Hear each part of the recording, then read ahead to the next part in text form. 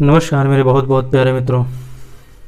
आज हम लोग आर्थिक शब्दावली में दो शब्दावली के बारे में चर्चा करेंगे, जो है अमूर्त संपत्तियां यानी इंस्टैंगिबल एसेट्स और दूसरा है अनौपचारिक यानी इनफॉर्मल सेक्टर्स, अनौपचारिक क्षेत्रक।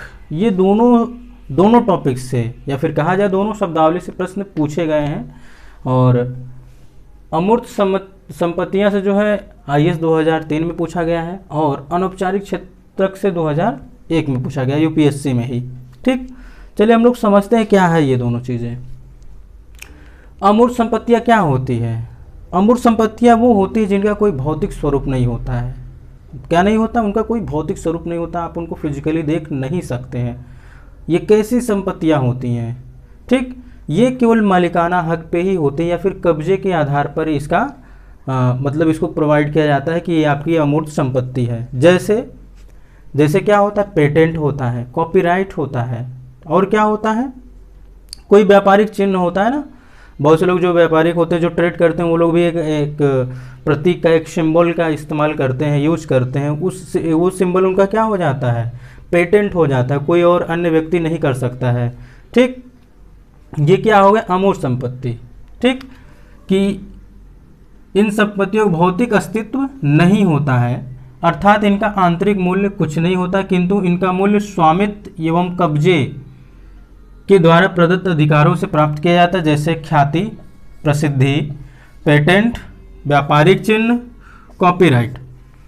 आप अभी मुझे जब भी देखेंगे, आप क्या यूट्यूब पे देख रहे हैं, इस पर भी कॉपीराइट होता है कि अगर आप किसी अन्य का वीडियो अगर इस पे अपलोड करते हैं तो भी क्या होता है? कॉपीराइट के नियमों के क्या होता है? उल्लंघन होता है। ठीक, ये सब चीज़ें क्या होती है? कॉपीराइट होती है। अगर ये कॉपीराइट बात आ गई तो क्या हो गई? ये अमूर्त संपत्ति हो गई उस व्यक्ति विशेष की जिसकी वो वीडियो है या फिर जिसकी वो क्या है, वो पहचान है या फिर जिसका वो प्रतीक है, जिसका वो चिन्ह है, जो वो इस्तेमाल कर रहा है, उपयोग कर रहा है। कोई अन्य व्यक्ति अगर करता है तो क्या होगा? उसके कॉपीराइट का हनन होगा। ठीक, अनौपचारिक क्षेत्रक। देखिए, सुनने में ही पता चल जा रहा है कि अनौपचारिक, औपचारिक और अनौपचारिक। जैसे हम लोग क्या बात किए थे?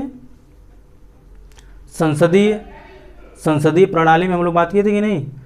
संसदीय शासन प्रणाली में आप अगर इस वीडियो पे, इस चैनल पे नए आए हो तो आप इस चैनल पे बहुत सारे वीडियोस पड़े हुए हैं, जो आप देख करके ये समझ लीजिए।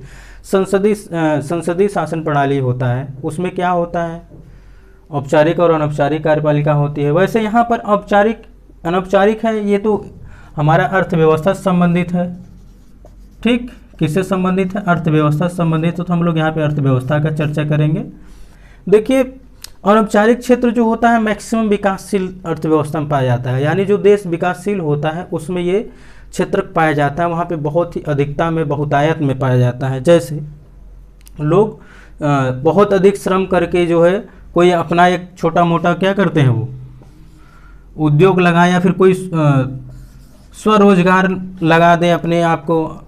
कहते हैं कि नहीं, हम सेल्फ एम्प्लॉयमेंट है। जैसे धोबी होता है, एग्जाम्पल के तौर पे हम लोग एग्जाम्पल से समझते हैं। धोबी क्या होता है? ये अनौपचारिक क्षेत्र का होता है। ठीक, और दर्जी क्या होता है? ये भी अनौपचारिक क्षेत्र का ही होता है। कैसे होता है? क्योंकि वो श्रम प्रधान है। क्या है वो? श्रम प्रधान स्वरोजगार है। और क्या होता है? मोटर मैकेनिक, यानी जो मोटर क्या करते हैं, उसका मरम्मत का कार्य करते हैं, वो लोग भी क्या करते हैं? अनौपचारिक क्षेत्र से जुड़े हुए हैं। ठीक, विकासशील अर्थव्यवस्था में बहुतायत में लोग छोटे मोटे एवं श्रम प्रधान स्वरोजगार में संलग्न होते हैं।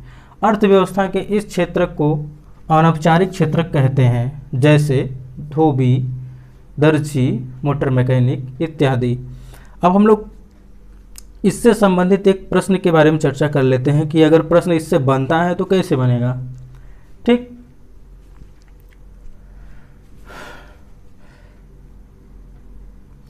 अनौपचारिक क्षेत्र के संदर्भ में निम्नलिखित कथनों पर विचार कीजिए। ठीक, निम्नलिखित कथनों पर क्या कीजिए? विचार कीजिए। पहला, यह विकसित, देखिए मैं हेरफेर कर रहा हूं, विकसित अर्थव्यवस्था में बहुतायत में लोग छोटे मोटे एवं श्रम प्रधान रोजगार में संलग्न होते हैं। जिस इस अर्थव्यवस्था के क्षेत्र को क्या कहते हैं? अनौपचारिक क्षेत्र कहते हैं। उदाहरण नंबर 2 यानी कथन 2, इसमें धोबी, दर्जी, मोटर मैकेनिक,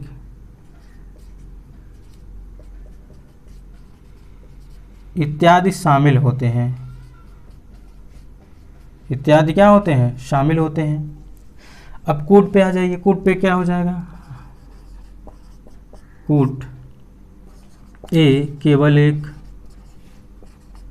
बी केवल 2, सी 1 और 2 दोनों,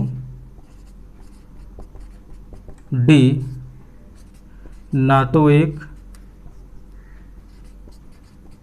और ना ही 2।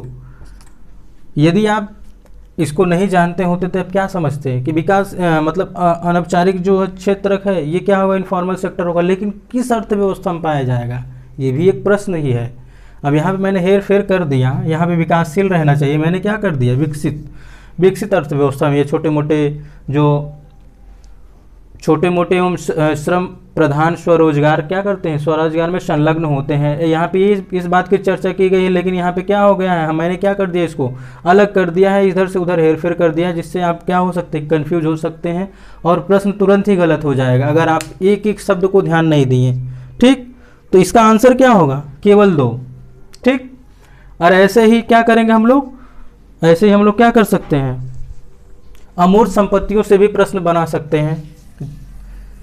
ठीक, मैं बोल दे रहा हूं, आप समझ लीजिए, ध्यान से सुनिएगा कि इससे कैसे प्रश्न बन सकते हैं। कई डायमेंशन हैं इससे प्रश्न बनने के। ठीक, अमूर्त संपत्तियों के संदर्भ में निम्नलिखित कथनों पर विचार कीजिए। अमूर्त संपत्तियों के संदर्भ में निम्नलिखित कथनों पर क्या करिए? विचार कीजिए। ठीक, कथन 1, इन संपत्तियों का भौतिक अस्तित्व नहीं होता। ठीक, पहला यही है। ठीक, और इनका मूल्य स्वामित्व एवं कब्जे के द्वारा प्रदत्त अधिकारों से प्राप्त किया जाता है। इसमें ख्याति, पेटेंट, व्यापारिक चिन्ह, कॉपीराइट आदि शामिल होते हैं। अब कूट पे आ जाइए। कूट पे वही कूट ऑप्शन ए केवल 1, ऑप्शन बी केवल 2, ऑप्शन सी 1 और 2 दोनों, ऑप्शन डी ना तो 1 और ना ही 2।